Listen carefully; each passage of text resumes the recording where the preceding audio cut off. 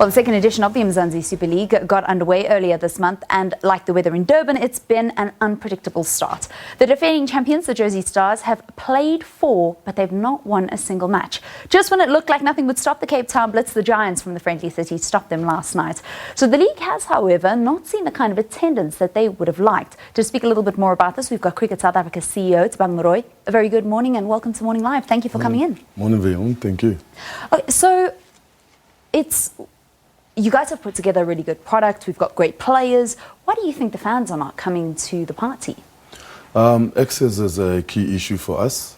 Stadiums are placed far from the majority of our people. Transport is an issue. Not everybody's got access to a car. The economy is depressed. So there are various issues in terms of why we're not getting the crowds in.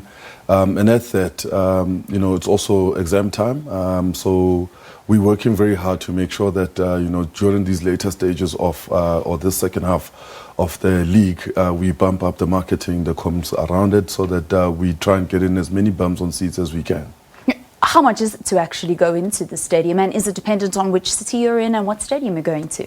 So, tickets vary because of the specials that the guys are running from one stadium to the next. So It will go from literally R1 to about 40 bucks. R1 to go and watch a match? R1, really. It's a tournament for the people, so we're trying to make it as accessible as we possibly can. So we're not really in that mode of trying to make money out of fans coming in through the gates. At the moment, we just want to give them, this free spectacle of cricket, and then at a later stage, we can bump things up for them. As the man who heads up the National Federation, how important is this competition for the vision that you have for T20 cricket in the country?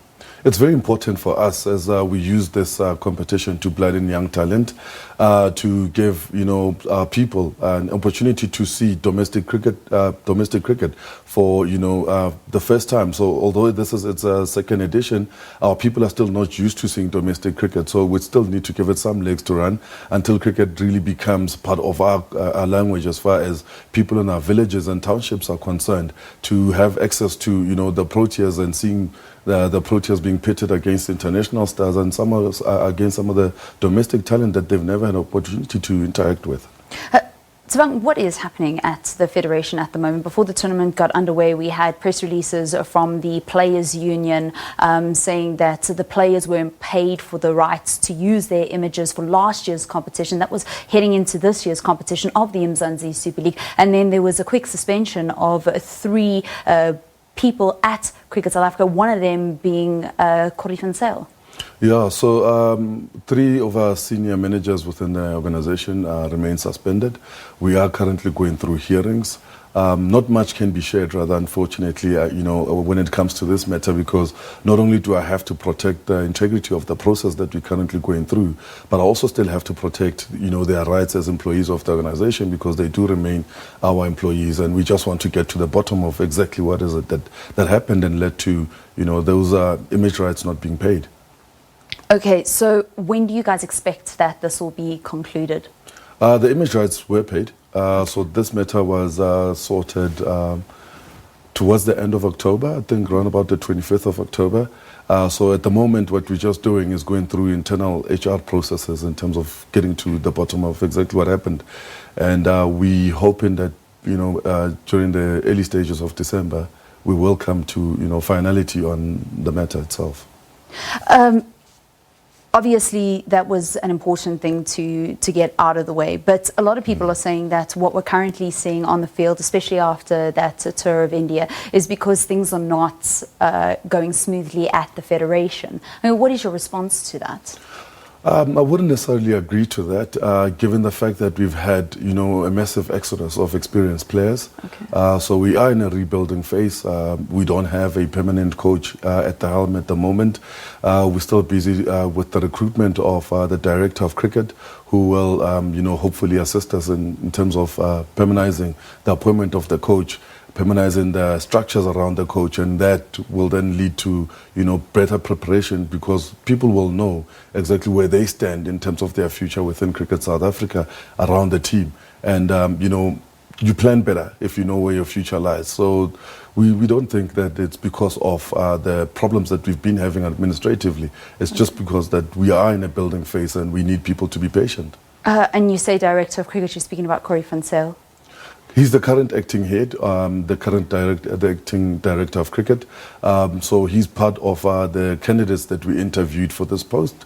But as I said, we interviewed several candidates for the post, and we're hoping that in due course we'll be able to make an announcement.